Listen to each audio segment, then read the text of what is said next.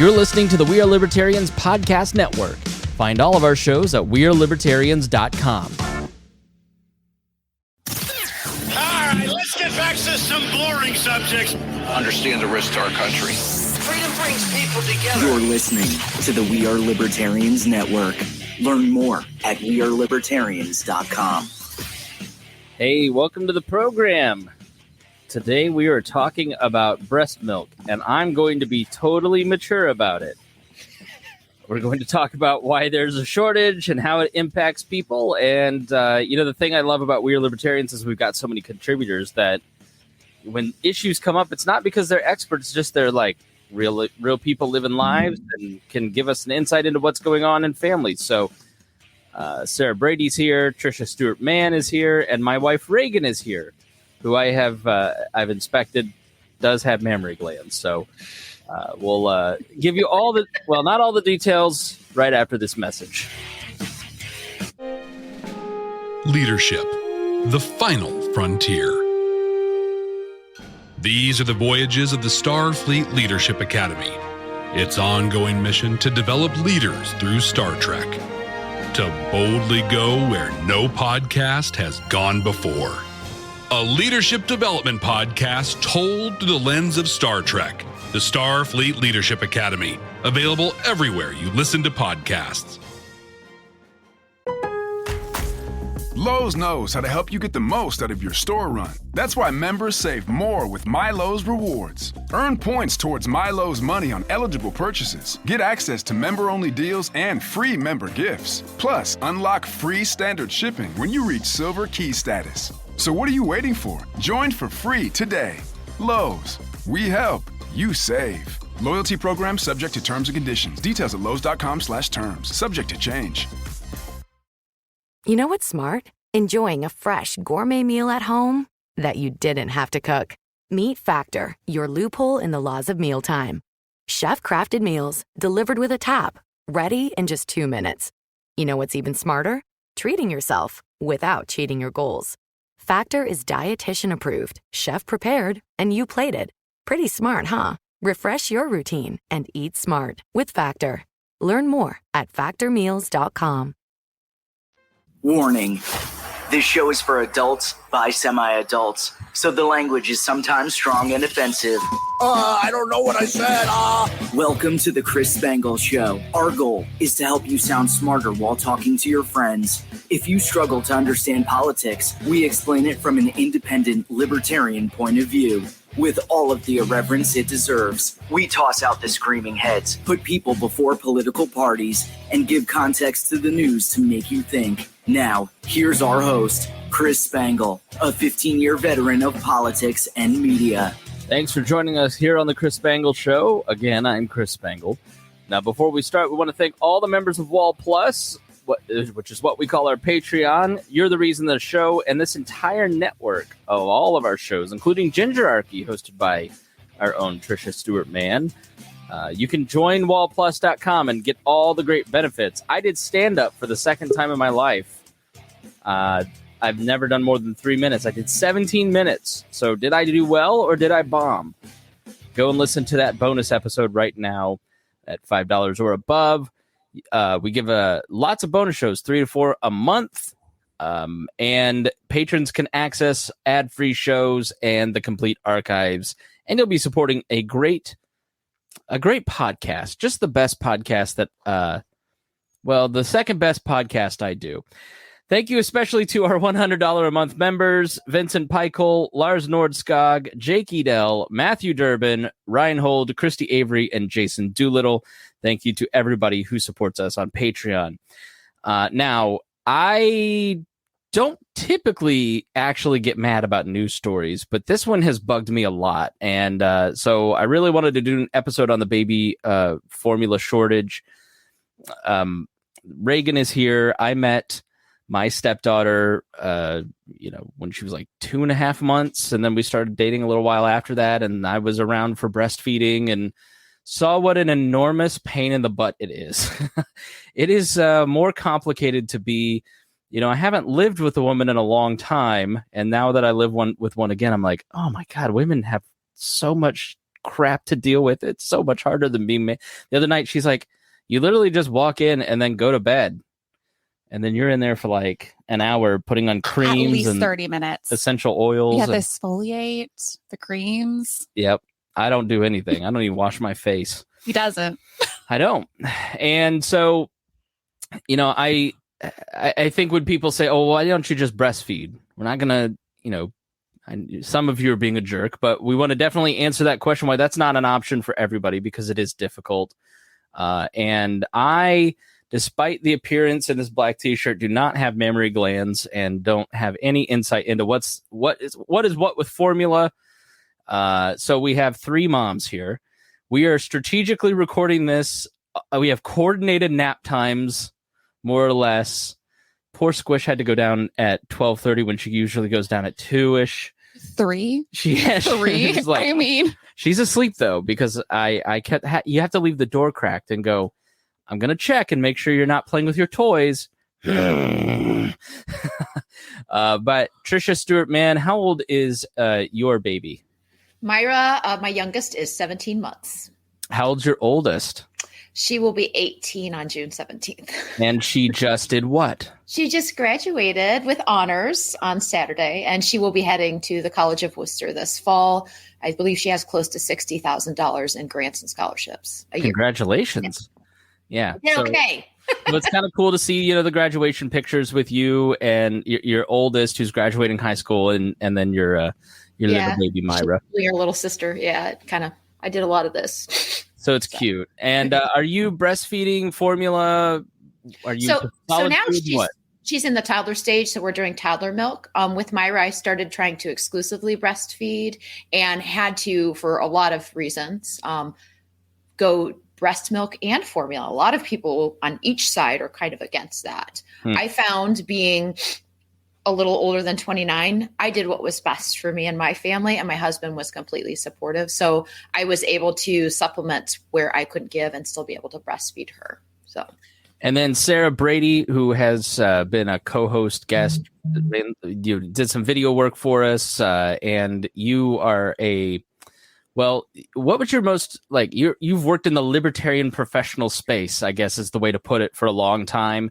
And you also worked as a nanny, and you know more about children than anybody I know. It maybe rivals Reagan, who had 10 younger brothers and sisters, and helped basically co-parent. But you have a lot of insight here, but you also are a new mom. So tell us about your kid. Yes. I have a 5.5-month-old right now. And this is a topic that's near and dear to us, because in the middle of this delightful shortage is also when it became necessary for us to wean. So I initially did breastfeed. We had just exclusive nursing for the first 10 weeks. And we had so many issues with his latch, where we were causing, it was really painful. It got to a point where I had just decided that I couldn't keep doing this, because I would wince and seize up just starting to feed him, and doing that 8 to 10 times a day. It's really exhausting and it's really hard. So we switched to pumping for the last 4 months now, but we are done with that because we've also had experienced mastitis, which is an infection that you can get when you're breastfeeding. I've had it 4 times in the last 5 months. And after the 3rd time, my doctor said, if it happens again, you really should just stop breastfeeding. Cause it's not worth it at that. It's not worth it at that point, just the pain that it's causing for everyone.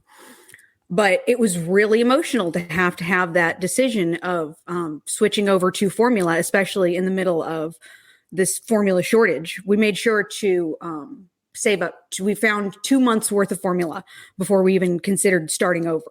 So that's how kind of dire the situation is that it was really a question of, should I just continue to put up with constant infections, or could we switch to formula? Which one would be easier?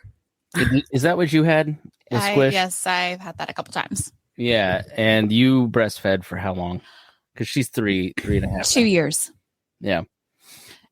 And she also had a tongue tie, which made it very painful at the very beginning. But because of my situation as a single mom, it was difficult to get some of that stuff Yeah, to afford the fixed. Yeah. So I just had to deal with the pain. What is a tongue tie? I don't think a lot of people know what that is. Men.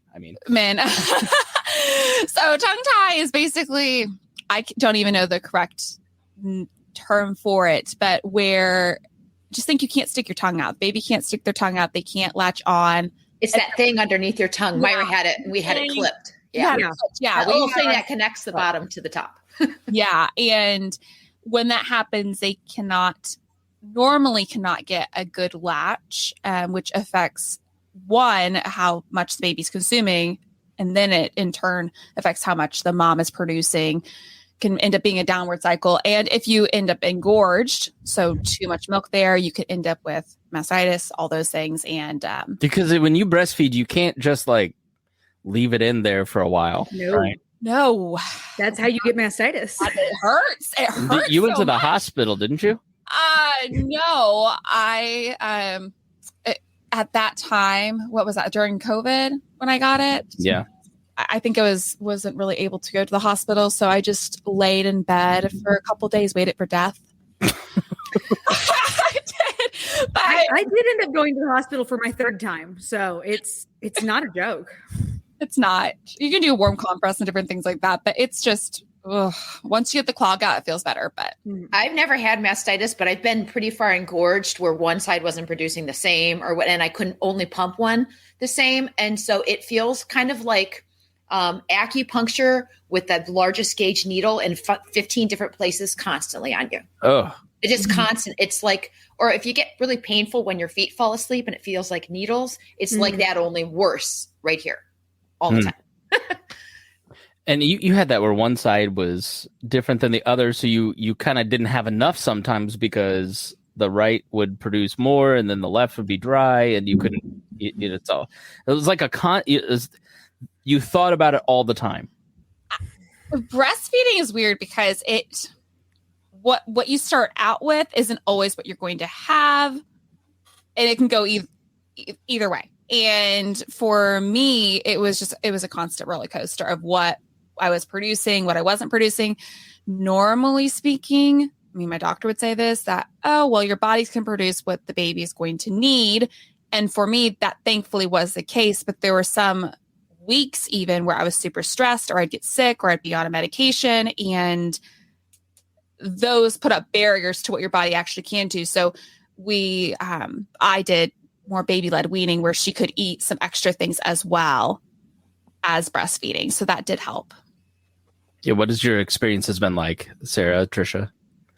Just that there's just so much that goes on, especially for like the first 12 weeks. Cause like Reagan was saying, it's kind of a learning curve and there's a process and it's different with every pregnancy, at least I'm told.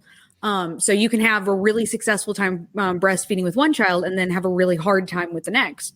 And it is something that is kind of like always on your mind, because even if it doesn't necessarily take up a ton of minutes at like actively breastfeeding, especially if you're able to nurse, if you've got a good, efficient baby, you can be done in like 10, 15 minutes easy. You have to constantly be aware of like, you're more hungry because you're breastfeeding. You're really conscious of what they're eating. If you have babies who are sensitive to like milk or eggs, some women have to completely cut entire food groups out of their diet. But why is that? It's just something that's constant. So if the babies are sensitive, this is a thing that actually applies to formula too. Some babies are lactose intolerant. Sometimes they're intolerant to dairy in general. Some are sensitive to soy, but anything that mom eats comes out in the milk. Your milk is basically just filtered blood. So anything that you eat, any drugs that you take, at least come through in part in your milk. And babies, Sarah's got a little bit of an internet they're problem. sensitive to it. You sometimes have to figure out what it is. Yeah, Sarah's got a little bit of a problem. We got an internet issue, so she's going to mute her video, but that should hopefully help fix it. But just be patient with the pauses. If I could add on to what Sarah's saying too. So a lot of, times, and I think that if there's a possible way for you to breastfeed, you should absolutely try it. Like, I'm not one of those that's like, don't bother with it because you're going to hate it, because there are women, just like anything else in life, that just, you always get a little bit of a rough start, but then it just goes really well and it's perfectly meant to be. And a lot of people point to historically how, well, that's what women did. So why all of the sudden? And that's actually not true. 15% of children growing up did not get enough. And so there were some solutions. Sometimes you did have wet nurses. And I know that there's, some cool new free market solutions for breast milk donations and stuff. That's not really feasible for a lot of people. And then you are also relying on the fact that somebody's not doing a certain type of drug. They're not. And then if you want really fancy kinds that get tested, well, then you're paying like 5 times more than formula. Yeah. So, unless you got a neighbor who's got some boobs that she just wants to come over 5 times a day and lend you, which Chris, don't make me joke. You want to go like around the neighborhood and start? we were actually $4 an ounce last time I checked. Oh yeah, it is. How much does a baby drink in ounces a day, would you say? Oh God, Alex ate like 36 ounces a day. Oh, that's a lot of money. That's more than money. filling up your gas tank every day. Yeah. We were actually really lucky that the first time I had mastitis, one of the things that comes along with that is not only are you painful and engorged and you've got all this milk and you have to get it out because that's how you clear the infection. But you also make less because you're all swollen and infected. So I had, and I actually had another mother who I was lucky enough that I'm worked within the nanny industry. So I have a lot of connections with people who have small children. And one mom, a friend of mine was just asking for if she had any tips for me to be able to increase my milk supply so that I could make sure I was giving him enough. Because I really, really didn't want to feed him formula, especially early on. I had a mother who just offered, she says, well, would you like some milk? And she gave me like 200 ounces of milk because she was an overproducer. She had like 1,000 ounces in her freezer. So when she heard, well, there's a baby that doesn't have enough milk, that was her first thought was, well, I have extra milk. Would you like some? And it's cool that now, because pretty much everybody who breastfeeds has a pump. That's actually one thing that the Affordable Care Act did was requires all all health insurance has to cover breast pumps. I'd like some nursing breast mothers. insurance, please. Tricia, can you add that to your roster along with life insurance? Yeah, I'm gonna start selling that as supplemental. But that I would do your materials, but it'd take me 3 weeks to design it. But that's the modern thing now is instead of having to find somebody who would nurse your child, you can find somebody who's got 1,000 extra ounces in their freezer and wants to share. And if you are, somebody that doesn't have a friend like that and you're not knowing exactly the source, then they do have, it costs more money. Hopefully, maybe one day the market can make that smaller, but you can get it tested. You know what I mean? And so that it's as safe as could possibly be. But the one cool thing about everything that we've done, instead of soaking bread in water and trying to shove it down a newborn's throat to get them to swallow it like a feeding tube, for those 15% of babies that had failure to thrive, we have formula, which is the next best thing to breast milk. Yeah, so is that what happened? Why do you all prefer breast milk over formula? Maybe this is a good place to explain what formula is, when it was invented, why is it different than breast milk? I know I think I was formula fed. My mom said when I was a kid in 1983, like that's what everybody did. They kind of told you not to breastfeed and use the formula. Now it's really like make your own choice. Which seems much more rational to me. But what is formula? When did it get invented? Like, give us details on all that stuff and why you guys chose a hybrid or just exclusive. Why you never really used it? Yeah. So, Tricia, I can speak a little bit about the history. Yeah, Sarah probably knows the names better than I do. I just know the overarching story. All right, Sarah, you go first, and then Reagan and Tricia can fill in. Okay. Well, the baby formula has been around in one version or another. I'm sure we've all seen a meme posted by one of our parents at some point about the recipe for formula that involves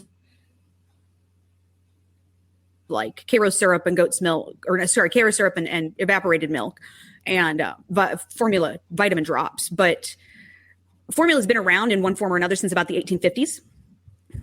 Our modern version of formula, though, is the whole goal is to mimic breast milk.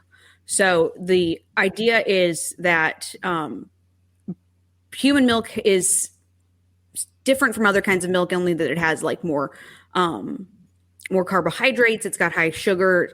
It's kind of I've heard it described as it's kind of like a sugar water or like a cereal milk, but it's really high in carbs. So we have various ways that we try to alter other animals' milk in order to make it more similar to human milk. And those are what we call baby formulas. They're just formulations of food that babies can be able to take. But the reason that they need those that young is because baby guts can't handle real food, especially under the age of about 4 months. Because I mentioned before that milk is basically filtered blood. One of the things about infant guts is they're what we call open and kind of leaky. So a lot of what infants eat in the first 4 months can actually diffuse straight into their it's one reason why a lot of breastfed babies can go days without pooping sometimes, because they're just absorbing and using everything as efficiently as possible. But that challenge to be able to produce something that's not human milk, that is safe enough for it to essentially risk being diffused into the bloodstream, is why it's so important that we have these high standards for formula, especially in those first 4 months. This episode is brought to you by MeUndies. Underwear drawers are like the Wild West. You never know what you're going to pull out or what shape it's in. So upgrade your collection with the buttery soft comfort of MeUndies. MeUndies' signature fabric is as soft as a warm hug from your favorite sweater. Plus, it's breathable and oh so comfy, making it ideal for all-day wear. Get 20% off your first order, plus free shipping at MeUndies.com/Spotify with code SPOTIFY. That's MeUndies.com/Spotify, code SPOTIFY. That's really interesting. Yeah, because I didn't even know until, meeting Reagan and Eleonora that you can't even give a baby water, Tricia. They don't. I mean, it's not going to kill them if you give them a little, but they do not suggest it. And then some people used to use sugar water when the baby wouldn't poop, which they found out. I mean, obviously plenty of babies survived that, but that's another poor alternative to what actually, could be. There's a lot of that going around. Breast milk or, formulated formula, which I did it. My pappy did it in 1950. Right. Grandma fed me green beans at 3 months. And they gave babies bread soaked in water, and that's why 15% of them died of childhood diseases. Mm-hmm. Wow. What was the correlation there? I think a lot of it was failure to thrive. I don't know how many studies have been done, but I watched a documentary about the history of infants, breastfeeding and things like that. It was only 25 minutes, but it was really interesting to see the way it's grown and how formula has actually saved a lot of lives, even in third world countries where it gets donated. So why did you choose to breastfeed over formula? Are most moms starting to kind of think that way? Like, I'm going to try this, and then if it doesn't work, go to formula, as opposed to the way my mom did it? Well, I can Reagan, I think I know. Well, no, you hop in on this too, but I remember distinctly my grandmother talking to me about breastfeeding, and she said that it wasn't encouraged at her period because formula was almost considered this is better than breast milk for a while in American history. And I'm sure a lot of that had to go into women going back to work and doing all these different things. And obviously breastfeeding is like taxing, that attitude of stovetop and Kraft macaroni and cheese are better food than making, it was the TV dinner of. Right. It's also a big part of women's liberation is that a lot of the housework, and in this case, literally the work of feeding your child, technology is able to make easier, make faster, or make automated. It used to be that women spent all their time at home feeding the babies and washing the dishes and washing the clothes. And we have machines for all of those things now. Yeah. So Sarah, is that why I see so many of those guys posting just breastfeed? Oh, they have no idea how much work it takes. Yeah. It takes what? It's 1900. It's 35. It's 35 hours a week on average, which is different for different women. And then laundry before the invention of the laundry machine was 25 hours a week for a family of 4. 1900 hours in a year for full-time breastfeeding. The best way I've heard to put it is 900 hours breastfeeding. So technology is feminist. Yeah, really, it is. I mean, the free market has done so much. The reason that women are able to participate in the workforce is because a lot of this work that we assume is women's work. It'd be great if the way that feminism worked is that men just decided to share all of that workload too, but it's not. What happened is men were like, maybe we can build a machine that'll do that instead. Tricia, this makes sense why so many libertarian podcasters on that side read Ted Kaczynski. That's all I'm going to say. No, I like to Sarah's point though. the funny thing is that, it has liberated women, and with the Industrial Revolution came women not just being consumers or producers in their homestead, but outside of the home. There's a lot of argument for or against that. And then just like your wife said, like my mom breastfed my sister because Lalech was huge back then. My sister's about 4 years older than me. When I came around, she bottle fed me. And so it does have a lot to do with culture, but I find it so funny that these people say just breastfeed. And I think it should be encouraged and not, made to be something off or scary. I actually formula fed exclusively my first child because I was 23 and stupid. Not that people that do that, but I just didn't even try because, I didn't know what I was doing. The person that I was married to at the time wasn't supportive of breastfeeding. So it didn't really, make any sense to me. And I since got older and learned better and was able to tackle things like tongue tie on my own, which, institutions don't help you tackle that, which helped me breastfeed. And I had a husband who was just supportive and was like, whatever works best for us. And let's try. I'll do whatever you need to do to get us there. Let's talk about the men, because we are all in Reformed Moms groups, and we're going to do a show about these. But, when it comes to some of the stuff that, the three of you have supportive partners, Reagan especially, she's just thanks every day for me. But, when you look at some of your peers' experiences, like talk to the men about how important it is, in all of these processes, like to give support, because I didn't know anything and I still kind of don't, which is why you guys are here. You ladies are here, excuse me. But if there's more men listening than women to this podcast. So I guess kind of what does it mean to you if somebody is supportive? Tricia, you go first. For me, what does that look like? It looks like my husband, but for me, it means the world to me because it means, I also suffered for something which is actually connected to breastfeeding, postpartum anxiety pretty severely. And a lot of times breastfeeding helps with that. But then if you have a difficult time, it actually feeds into it. So having somebody there to help you balance and figure things out and tell you that what you're doing is important and ultimately look out for your best interests and their child's best interests. That benefits the father tremendously, or whatever partner you have. Know that, if that person is mentally, if that person isn't completely exhausted, they're going to be a better parent to that child. And so the best thing you can do is not yell and scream at them, because I will tell you, the more somebody yells at you to breastfeed and the more somebody tells you, why aren't you producing, the less you'll produce. That's actually a physical fact. And so it means a whole lot, just in a lot of ways. And, I wish I had tried with my first daughter, but I'm glad that I had that knowledge being older now, because I'm able to stand up for myself and for what other women need. And he's completely supportive of me. So it's awesome. Sarah, go ahead.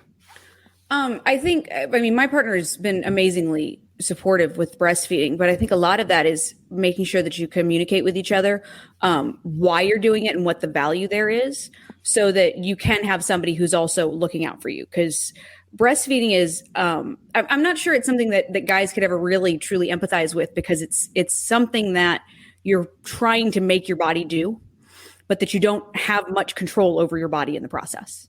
So, you can always exercise more if you're trying to, achieve some great physical feat, but you can't exercise your way to more milk. You can try and eat more oatmeal. You can, try to relax and drink tons of water. But at the end of the day, you're kind of struggling with your own body to be able to do something that for a lot of women it's critically important. And it's something that sometimes, we stake our identities on it, or our ability to be a good mother is on your ability to be able to feed your child. So a supportive partner really is one that looks and understands that struggle that you're going through, but also is there to look out for, like Tricia said, your mental health and the health of your child. I mentioned earlier that Alex eats 36 ounces a day. Sometimes he eats 40 ounces a day. When he was fully breastfed. Right. So for a lot of the time that I was nursing him, I was in tears sometimes because he would be hungry. And I'm like, I can't make more milk. I think 25 ounces is an average amount to make per day. So he was like 1.5 babies on some days. So it was really helpful that my partner, saw that happening and then talked about like, okay, talked me through the line of how far do we push this to make sure that he gets milk? And if that's really important to us, then making sure that we get donor milk, but also fed is best is the term. I know a lot of people have heard breast is best, and that's true because there's a lot of things that we haven't been able to mimic perfectly in formula. Just kind of, the magical human element, or even the simple things like antibodies that you produce as a mother go into your milk. And that's not something that we have a way of producing in formula. So when you're exposed to different viruses or germs, you will actually provide protective mechanism through your milk to your child. Go ahead, Sarah. No, go ahead. I was just going to kick it to Reagan. I mean, so I want you to finish any point you had. Just that, for me, it was him actually convincing me that it's okay to give him, a bottle of formula at the end of the day, and make sure that I am not trying to make everything for him if he needs more than I'm able to do. But at the same time, respecting why I want to be able to provide him with breast milk and knowing it's really frustrating to have a partner who's like, well, why don't you just feed him formula? Maybe you just can't feed him. That's not supportive at all. But having someone who sits you down and says, hey, I see you're really struggling. I think it'll be okay if we give him one bottle. How would you feel about that? Is a much more helpful way to do that. Yeah, just a little bit of humility to know that you don't totally know, but, at least giving. And I know our situation is different because you may be able to speak more from the single mom perspective because, we were talking, but I wasn't around until, well into things. But what do you want to add? Oh, goodness. They've basically touched on all the points.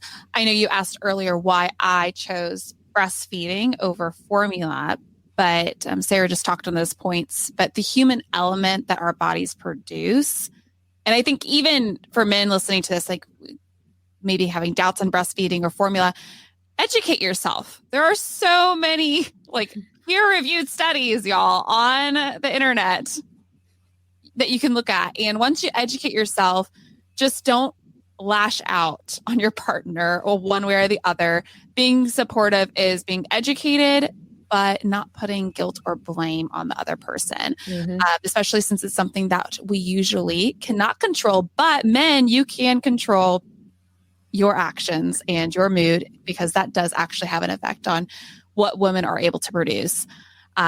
Anxiety and mood takes a huge place in that. But stem cells, all those things that are inside of breast milk that they have not been able to perfectly put into formula, those are huge reasons I ended up doing what I ended up doing. Yeah, you said that the breast milk changes based on what the child needs. Like your body changes to their body? Yeah, so if she's sick or I'm sick, my milk would actually change to a bluish color.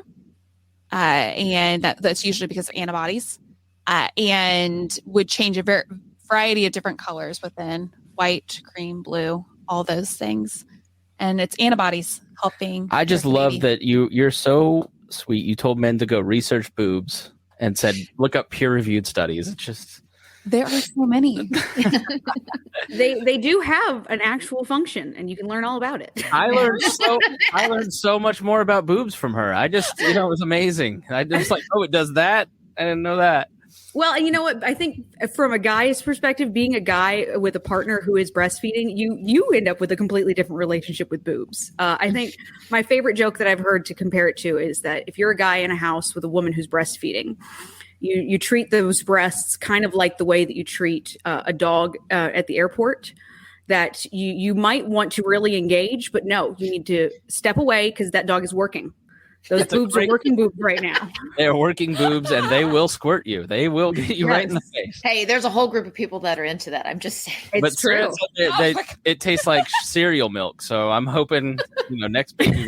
Oh my! Some crunch. Hey, there's a reason there's people into it, man. Yeah. So we've kind of talked about the important part here, and now let's hate the government. So, Sarah, why don't you tell us a little bit about why we are having a breast milk? Like, it's all fun and games when it's toilet paper, like you can kind of just go grab some leaves or something. But this is so not funny and so scary. Having watched Reagan go through it, and you're going through it. It just Like how does it feel to see shortages? And then why don't you start at the beginning and tell us how this happened? Well, I mean, it's really stressful. Like I've made a point of, I used to go to Walmart like once a month, and now I'm going every week just so that I can see if there's formula in the formula aisle and see if I can grab a can while we're there. And there hasn't been. And it's like, I know that I'm not low on formula, but that uncomfortable feeling of like, but I hope that I don't get low before it comes back. It's not great. And I'm lucky enough that Alex is my son. He's not that sensitive. So if need be, we could switch formulas. But that is not an option for a lot of parents. And that's a big part of the problem with the shortage, is that it impacted some of the hypoallergenic and like specialty formulas for those sensitive babies that I was talking about before. You know, sometimes mom has to cut out dairy, but when you have to go to formula, then you have to have, you know, a special, even more expensive dairy-free formula for those babies. So what happened is it's kind of a story of market consolidation on one end, but then you come to government. In this case, it wasn't so much government caused the problem, but government's done a great job of making it harder to solve. So what happened was actually there was a voluntary recall at the Similac plant. There were 2 babies who ended up actually dying from contaminated formula. And so Similac is one of, I think, 3 producers in the United States that produce, I think, 98% of our baby formula. It's 3 or 4 producers produce 98% of our formula. And Similac owns about a third of the market in that case. They recalled almost all of their stock of 3 really popular brands that they had. So Pro Advance, which was actually what my son was on. And then Nutramigen and one other sensitive formula. So you had a market that was doing okay for a while, now suddenly has a quarter of the supply of formula just taken out of the market that can't be sold to babies anymore. Anybody, if you have, I know it was interesting because pretty much all the sample cans that they had sent out during that time were recalled. So you had to even throw away the little small sample cans that you have. And it really is scary because actually being able to point to a couple of babies that have died is enough to make anybody, say, okay, well, I'm not taking that risk. Yeah. So just to give a few facts and figures here, based on some of my research, the shortage is the retailers nationwide reported supplies of baby formula were out of stock at a rate of 43% during the week that ended in May 8th, compared with less than 5% in the first half of 2021. In some states, such as Texas and Tennessee, the shortages were over 50%. The FDA and Similac maker Abbott Labs have reached a deal to reopen the formula factory in Sturgis, Michigan, which is desperate news. Great news for desperate parents. Joe Biden has, and we can talk about some of the political ramifications of all this, but the Defense Production Act, which was talked so often about during the Trump years for ventilators, and everybody said, no, this isn't a good idea. Let's not do that because then we'll start doing it all the time, was invoked to get supply chains back. And that basically says to every supplier, to Abbott Labs and Similac and some of the other formula makers, that any orders that you have, you are not to ship out. All that stock and inventory now is property of these formula makers. And then also they're now starting to import European formula, which brings more choice in because places like Germany have higher standards. They don't use like corn syrup in European formulas. There has been high tariffs, if not bans, on several different formulas. Those are now, I think it was a ton of baby formula. I don't remember the number, landed in Indianapolis today, actually, to start giving some of the relief.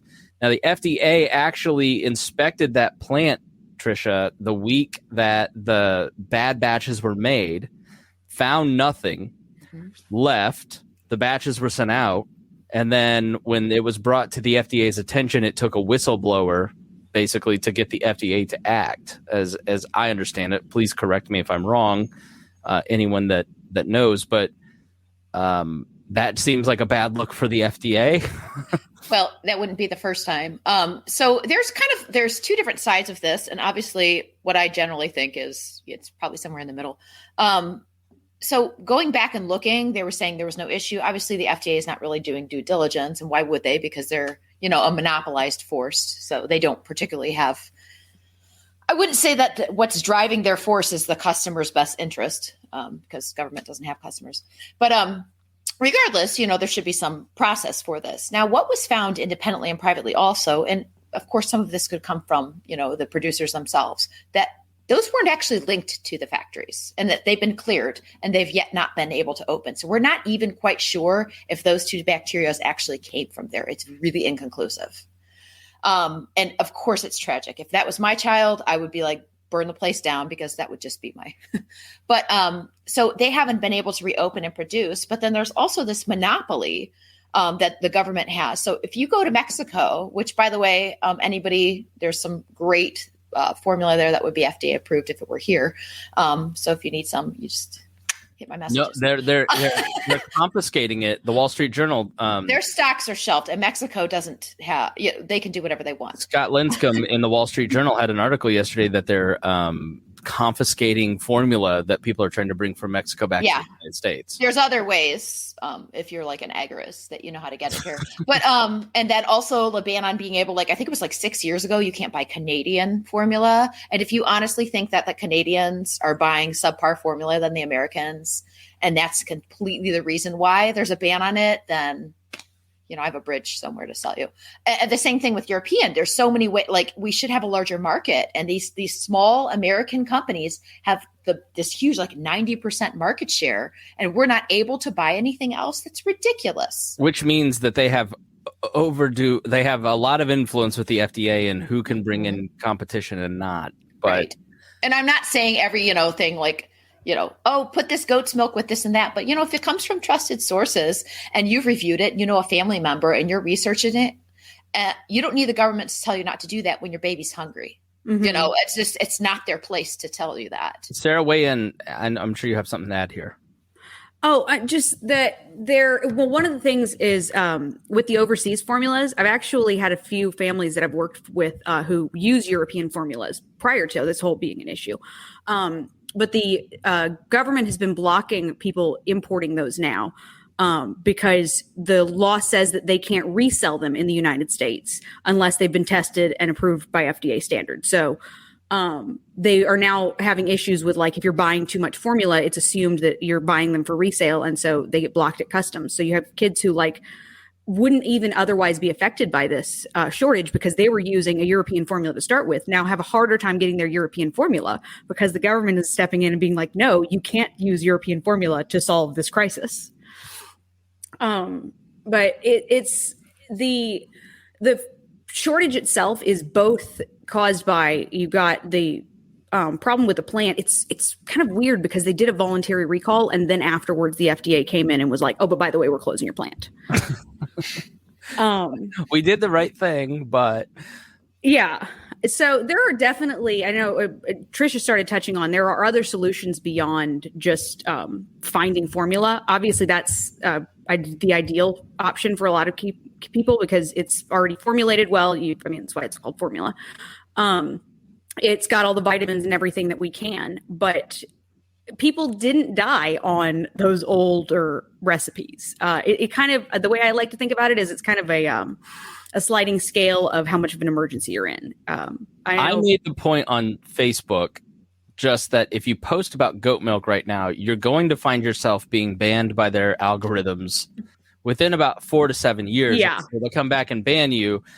And I was just excoriated. And granted, didn't know anything about goat milk until she talked about it.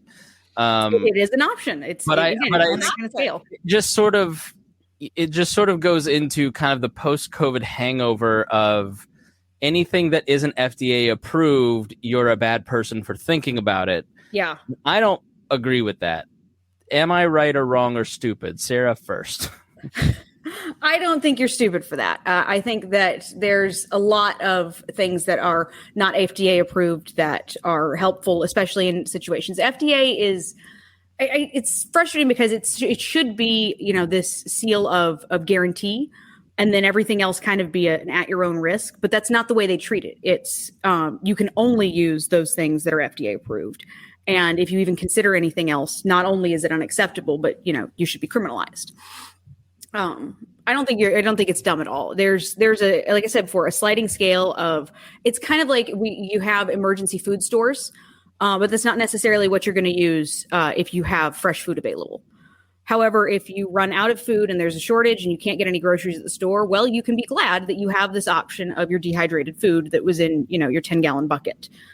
The same kind of thing with goat's milk is not a bad option. A lot of kids survived on that. That was, kind of a pre-formula option. There's some interesting paintings that you can find of kids literally nursing on goats, just like being held underneath a goat in order to drink milk, because it's the closest animal milk to human milk that we know of. But even then, it's missing some of the